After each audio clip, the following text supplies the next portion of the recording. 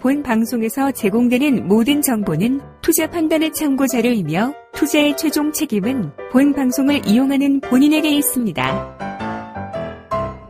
네, 반갑습니다. 오늘은 1월 19일 수요일입니다. 네, 미국 증시가 큰 폭으로 하락했습니다. 좀 쉬었다가 나오는 부분이라서 너 잘 쉬었으면 좀 뭐 좀 해야지라고 했는데 게으름을 더 피우는 것 같아요. 주가가 오늘 미국 증시가 좀 반등을 좀 해주면서 분위기를 조금 좀 이렇게 반전을 시켜주는 그런 모습이 좀 나타났으면 좋겠다 싶었는데 그런 거 전혀 없습니다. 그리고 하락 출발 이후에 마감 시점이 조금 좋게라도 만들어졌다라면 그래도 뭔가 기대감을 좀 가져볼만 하겠는데 그런 거 하나도 없이 그냥 죽었어 이렇게 얘기를 좀 하고 있는 것 같아요. 다우지수가 마이너스 1.5% 하락했고요. 나스닥은 마이너스 2.6% 급락을 했다고 보여지는 부분입니다. 낙폭 자체가 굉장히 컸고요. 일단은 시작부터가 안 좋았죠. 시작부터 쿵 떨어져서 시작했고요. 마감도 더 나쁘게 마감이 됐기 때문에 오늘 시장 상황은 거의 최악이다라고 볼 수 있는 상황이 좀 될 것 같습니다. 일단 다우지수와 나스닥이 다 이렇게 떨어지면서 내려가는 부분들에 대해서는 여러 가지 이유가 있겠습니다만 뭐 고점에서 떨어졌다 이런 식으로 나타날 수 있는 부분도 좀 되겠고요. 그 다음에 지금 35,000포인트 나스닥은 14,000포인트 지금 지지점까지 거의 다 밀렸어요. 그러니까 이렇게 된다라면은 얘네들도 고점에서 지지선 역할을 할 수 있는 하나의 어떤 마지노선이라고 볼 수 있는 부분이 있죠. 그 지지라인 대가 무너지게 된다라면 시장에 붕괴가 일어날 수도 있다. 뭐 이런 식의 부담감이 생기고 있는 모습이라고 보시면 되겠습니다.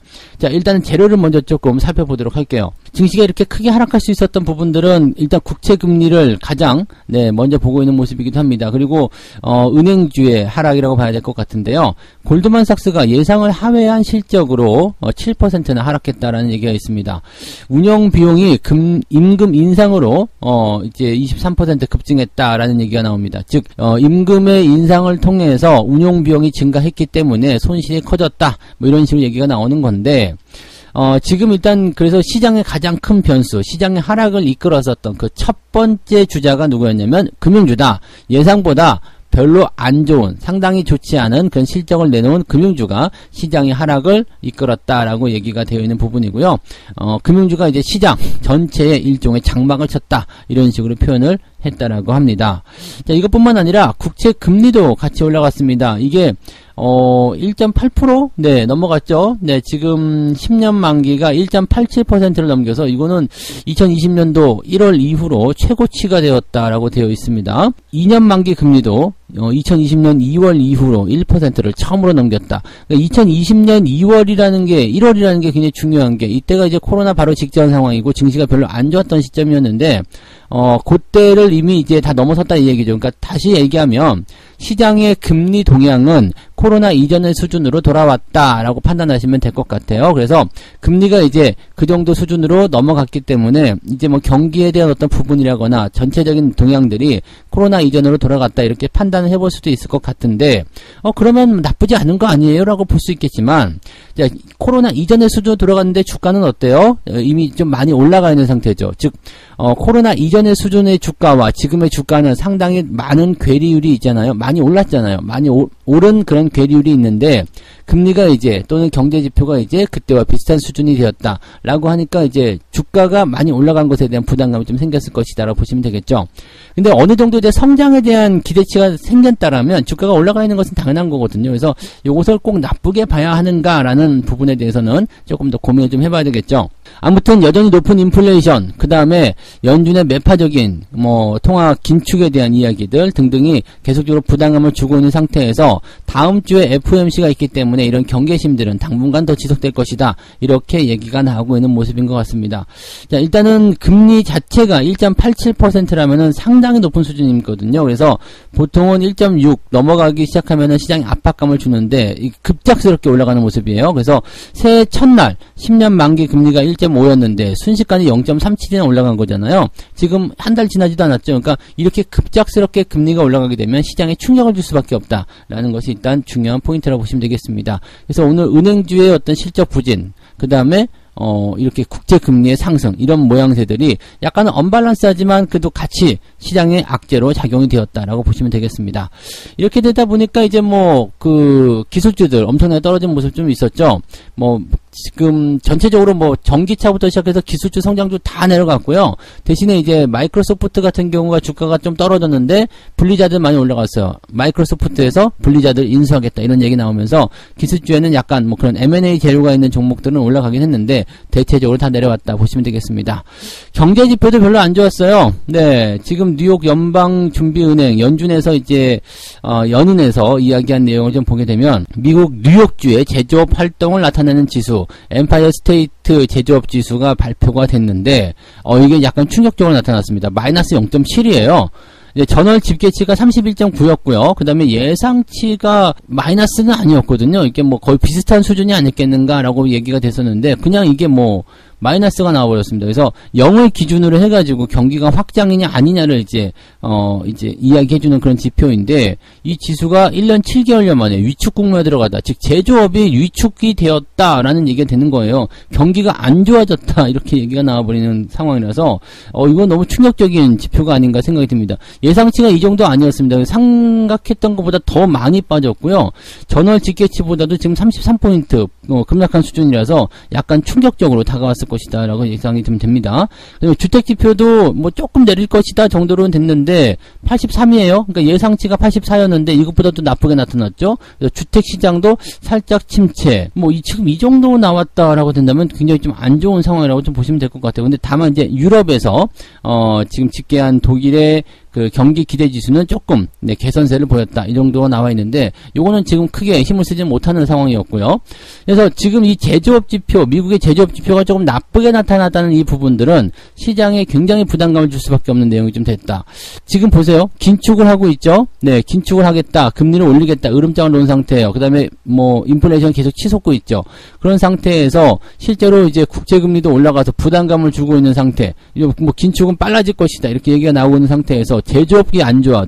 경기가 안 좋은데 금리를 올려버린대요. 인플레이션 나오는데 이렇게 되면 스태그예요. 그러니까 물론 이제 거기까지 가지 않겠습니다만은 그런 상황이 벌어지게 되면 2중고, 3중고에 시달릴 수 있는 상황이 좀 되는 거죠. 거기다가 지금 금리가 올라가니까 기술주들 떨어지죠. 그러니까 주가가 고평가될 수밖에 없는 상황에 놓일 수밖에 없다. 이렇게 보시면 되겠죠.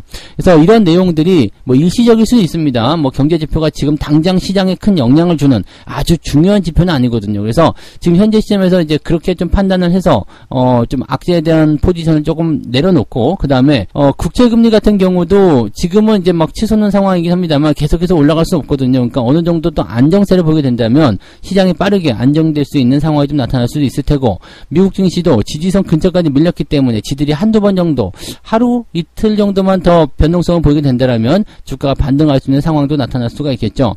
이렇게 이제 좀 다른 관점들을 생각해 본다라면 지금 이렇게 내려가는 그 주가 하락이 더 연속될 수도 있겠지만 또 다르게 생각하면 우리나라 증시 같은 경우는 지금 3일째 주가가 하락하면서 지금 꽝꽝꽝 떨어졌단 말이에요. 그런 상황이라면 이런 상황들을 미리 반영해 준 거 아니겠느냐 이렇게 보여지는 모습이 나타날 수도 있겠죠. 그래서 만약에 오늘 아침까지 쾅 떨어져서 시작한다면 오늘은 아마도 갭하락 나올 수 있잖아요. 그래서 갭상승에 대한 가능성을 좀 생각하고 있었는데 갭하락이 나타났다. 그럼 생각과는 좀 다르잖아요. 그리고 지금까지 주가 많이 떨어졌는데 더 많이 떨어졌다. 이렇게 된다라면은 사람들이 질려버릴 수 있죠. 거래량도 별로 없는데 이런 상황이 나타났다. 부담스럽죠. 그러면 꽝 떨어져 시작했을 때 거기가 저점이 될 가능성도 있겠죠. 그래서 오늘 국내 증시 같은 경우는 일단 하락 출발 이후에 주가 반등이 얼마만큼 나타나느냐 이게 제일 중요합니다. 하락 출발을 하고 나서 일단은 아침 시간 동안에는 크게 움직임을 우리가 대응하기 어려울 거예요. 왜냐면 오르고 내리고 하는 모습이 계속 나타나겠지만 오전 시간 동안에는 항상 변수가 있잖아요. 그래서 그 부분들은 일단 제껴놓고 생각하셔야 되는데 그 이후에 즉 한 10시에서 11시 사이부터 시작해서 저점을 잡을 것인지 그 다음에 오후 장에서 반등이 나올 것인지 그 여부가 제일 중요합니다. 오늘 양봉이 나타난다면 그래도 한숨 돌리셔도 될 거다라고 보시면 될 것이기 때문에 아침에 떨어지는 것 중요하지 않고요.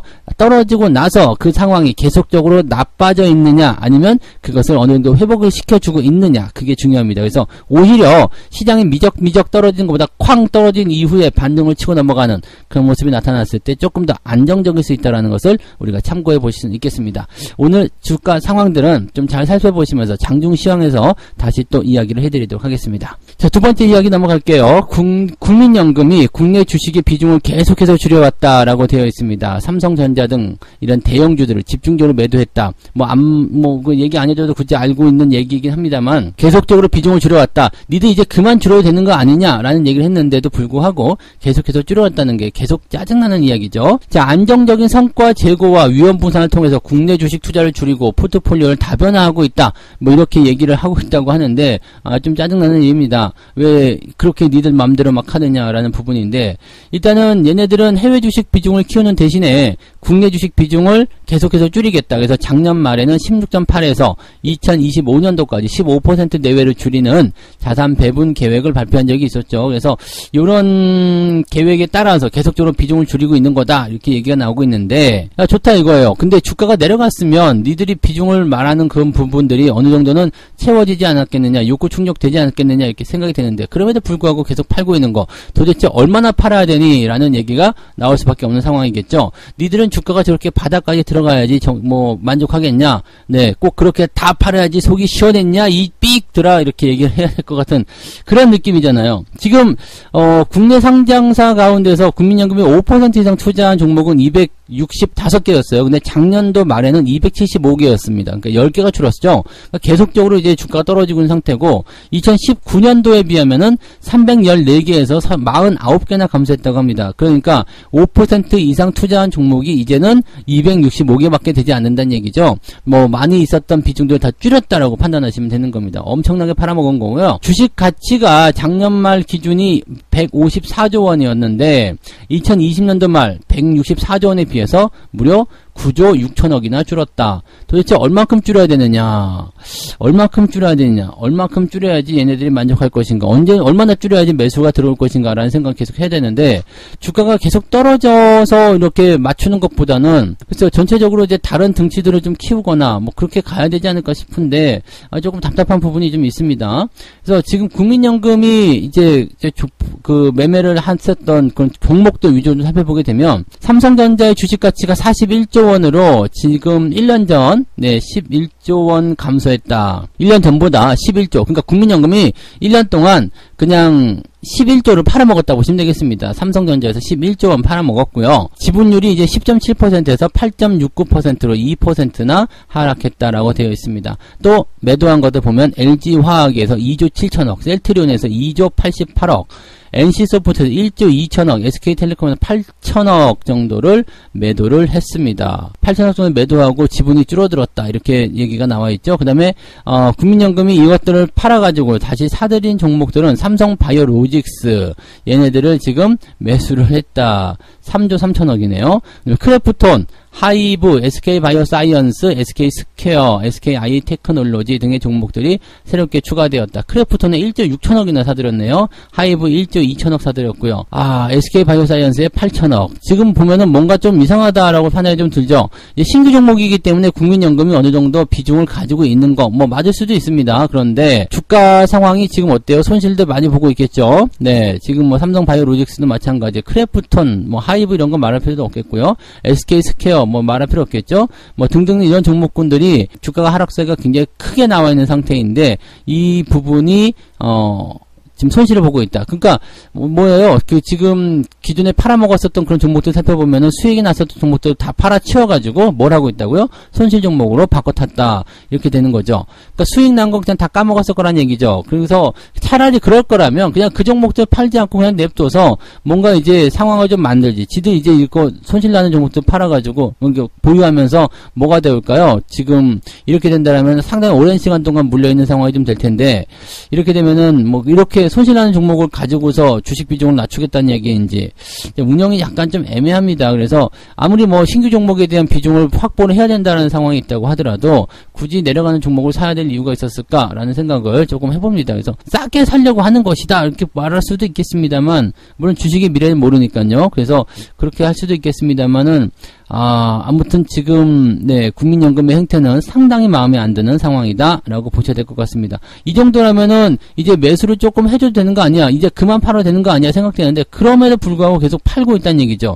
그러니까 이게 지금 뭔가 조금 잘못되고 있는 것 같은 그런 느낌. 시장을 방어해주려는 움직임은 전혀 없다라는 그런 느낌. 그런 것들을 계속 받고 있습니다. 그래서 국민연금에 대한 욕을 아끼지 말고 많이들 해주시는 게 좋지 않을까라고 생각됩니다. 이렇게라도 욕을 하지 않으면 국민연금한테 완전히 응어리 많이 맺힐 것 같아요. 그죠? 네. 자, 세 번째 이야기 넘어갈게요. 네. 오스템 임플란트가 들어가 있는 펀드에서 자금이 줄줄줄 새고 있다라고 합니다. 이거 그도 그럴 것이 당연한 거죠. 내가 가입한 펀드에 기초자산으로 오스템 임플란트가 들어가 있어요. 얼마나 불안해. 이게 지금 만약에 상장 폐지가 된다. 상장 폐지가 될지 안 될지 몰라요. 근데 안 될 가능성이 훨씬 더 높겠죠. 그래서 거기에 대한 부분들이 뭐 크게 부담으로 작용할 것 같지는 않습니다만은 일단 근데 거래가 되고 나서도 상당히 불안감은 생기겠죠. 그래서 주가 변동도 커질 것이고 그렇게 되니까 대응하기가 좀 어렵다 생각하시는 분들이 많이 계실 겁니다. 그러다 보니까 이제 내가 가입한 펀드에 오스템 임플란트가 있어. 안 되겠어. 이거 펀드 빼야 되겠어. 이거 펀드 손실 많이 날 것 같아.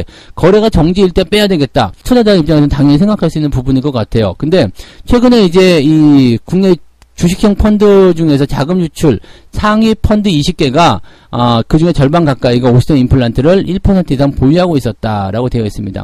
이 여기에서만 그냥 490억 원 정도가 환매가 됐고요.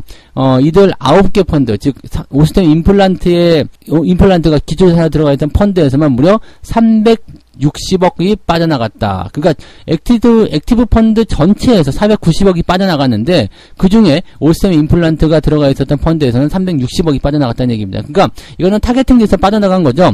내 펀드에 오스템 임플란트 있어요? 나 그럼 환매할래요. 이렇게 될 수 있는 부분이 되는 겁니다. 그래서 이렇게 되면은 일단은 운용사 입장에서는 내줄 수밖에 없어요. 나 펀드 환매할래요. 몰라 안 해. 이렇게 했을 때 내줘야 되거든요. 근데 문제는 이거예요. 오스템 임플란트는 지금 거래 정지 기간이잖아요. 거래 정지 기간이기 때문에 이 오스템 임플란트를 팔 수가 없어. 오스템 임플란트가 싫어서 돈 내놔 그랬는데 오스템 임플란트를 팔 수가 없어. 그럼 어떻게 돼요? 다른 종목들, 즉 펀드 안에는 여러 가지 기초 자산이 있을 거 아니에요. 걔네들을 팔아야 되는 거죠. 즉 오스템 임플란트를 못 파니까 다른 애들을 팔아가지고 그 빠져나간 돈들을 메꿔줘야 되는 상황이 되는 거예요. 이런 상황이 벌어졌을 때는 어떻게 될 것 같아요? 다른 종목들이 억울하게 주가가 떨어진 상황이 벌어지는 거죠. 그러니까 지금 이런 매도가 나오는 상황들은 고객들의 돈을 환매해주기 위해서 매도가 나오는데 오스템 임플란트를 매도하지 않고 있다. 라는 부분이 되는 거고, 반대로 얘기하면 오스템 임플란트가 거래 재개가 됐을 때 그 자금들을 메꾸기 위해서 오스템 임플란트의 매도가 집중될 수 있다. 이런 식으로 생각을 좀 해볼 수 있는 부분이겠죠. 자, 그래도 오스템 임플란트가 일단은 뭐 매도가 나오든 뭐 어찌 됐든지 간에 일단은 거래 재개만 되라. 이게 제일 중요한 거 아니겠습니까? 그래서 이 거래 재개만 되라라는 부분이 이루어질 수 있을 것인지 또 이게 제일 중요할 것 같아요. 자, 지금 일단 상장 적격성 실질 심사 대상에 해당하는지를 결정할 계획이긴 한데 약간 연장이 된 것 같아요. 그래서 지연이 된다거나 지금 추가 조사가 들어가고 있다라고 합니다. 그래서 24일 즉 다음 주 월요일까지는 결정이 될 것으로 예상됐었는데 조금 이게 더 늘어날 거 생각되고 있습니다. 그래서 지금 보면은 올해 들어서 그냥 바로 거래 정지였는데 뭐 한 달 꽉 채워가지고 거래 정지가 들어갈 것 같은 느낌이에요. 근데 거래 정지가 되든 말든 요즘같이 이제 주가 하락한 장에서 거래 정지니까 뭐 어떻게 보면은 주가는 안 빠지고 있으니까 또 나올 수도 있죠. 근데 거래가 재개가 된다라는 가능성이 있다고 하더라도 상당히 좀 부담스러울 수 있죠. 이게 지금 뭐 돈을 많이 걷어들일 수 있을 것이라고 하지만 이게 피해 금액을 뭐 어떻게 완전 다 복구할 수 없잖아요. 전부 다 걷어들인다 하더라도 지금 보면은 횡령 금액이 2,200억인데 뭐 예금이라든지 부동산 이런 것들 뭐 330억 원대 재산에 대해서 뭐 일단은 추징 보전을 인용했다. 그러니까 요걸 이제 걷어들일 수 있다라는 얘기가 되는 거고, 그다음에 뭐 금괴 찾은 거 뭐 등등등 다 해도 2,200억이 안 나온다는 이야기죠. 그러니까 피해 금액에 대한 부분들 규모가 뭐 자본 잠식으로 들어가지 않겠지만 상당 부분의 피해가 나올 수 있다라는 부분이 일단 첫 번째라는 얘기예요. 그래서 그런 내용들이 좀 있을 거고, 어느 정도 오스템 임플란트가 현금성 자산이 있기 때문에 우리 커버할 수 있어요라고 친다라면 일단 상장 폐지는 안 되겠죠. 하지만 개선 기간의 명령을 좀 할 수 있다는 얘기죠. 개선 기간을 부여하는 그런 상황. 이렇게 된다라면 재수 없으면 1년 정도는 그냥 거래 정지가 떨어질 수 있는 상황이 좀 되는 부분입니다. 그래서 그 기간 동안에 이제 어떤 식으로 개선을 해가지고 뭐 시스템 보완도 하고 등등등 해서 이제 다시 이런 일 없도록 하겠습니다. 라는 것을 만드는 것이 개선 기간이란 말이에요. 그러니까 뭐 재수없으면 한 6개월 정도, 네, 최소 6개월, 길게는 뭐 1년 이상 이렇게 나올 수도 있죠. 그러면 이 기간이 길어지게 되면 지금 신라젠 같은 경우 상장 폐지 결정돼가지고 막 뒤숭숭한데 더 부담스럽겠지. 뭐 이런 상황이라고 좀 보시면 되는 거고요. 다시 말씀드리면은 펀드 쪽에서 자금이 줄줄줄 새고 있는 부분들이 오스템 임플란트를 들고 있는 이 펀드 쪽에서는 이런 것들이 또 계속 나타날 수밖에 없고 다른 그 옆에 있는 구성된 종목들에게 또 피해를 줄 수밖에 없는 상황이 벌어진다. 이렇게 보시면 되겠죠. 그래서 이 내용이 이제 지금 시장에 악재가 나와 있는 상태에서 더 많이 부담스럽다. 오스템 임플란트를 편입할 정도의 자산 그 규모가 있는 그런 펀드라면은 아마 그 펀드에 구성되어 있는 다른 기초 자산들도 작은 종목이 아닐 거란 말이에요. 대형주 쪽일 가능성이 굉장히 높단 말이죠. 그래서 이쪽으로 매도가 더 많이 나타날 수 있는 그런 상황이 일어날 수 있다. 이렇게 판단하셔야 됩니다. 그래서 오스템 문제 하나뿐만이 아닌 것 같아요. 이제는 이제 이걸 펀드에 구성하고는 뭐 좋은 종목이었기 때문에 당연히 그렇겠죠. 그래서 그런 부분들이 이제 부담으로 작용했다. 자, 지금 같이 시장이 막 올라가는 상황이었다 그러면은 네, 이런 것 좀 빠지더라도 뭐 크게 이제 뭐 신경 쓰지 않는 상황이겠습니다만 시장이 내리고 있는 상태에서 매도가 조금씩이라도 더 더해지는 거 상당히 부담스럽다라고 보셔야 되겠습니다. 그래서 이런 내용들이 지금 현재 시장의 악재로 작용되고 있다 보셔야 될 것 같네요. 오늘도 여러분들 꼭 너무 두려워하지 마시고요. 성공 투자 이어가시기 바랍니다. 고맙습니다.